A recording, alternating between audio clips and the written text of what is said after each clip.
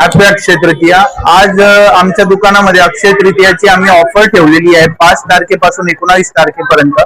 तर आज अक्षय तृतीयाचं भाव खूप वर आहे, तरी पण कस्टमरला काही भावचं काहीच नाही, पण सोन्यावर खूप प्रेम आहे। तर कस्टमर कंटिन्यू येत आहेत सोनं घ्यायला आणि ऑफरमुळे लोकांना खूप फायदा होतोय। आमच्या इथे भैरव ज्वेलर्सला 6% ऑफर ठेवली, म्हणून त्याच्यामुळे खूप फायदा होत आहे। अक्षय तृतीया लोकांसाठी खूप चांगलं झालं।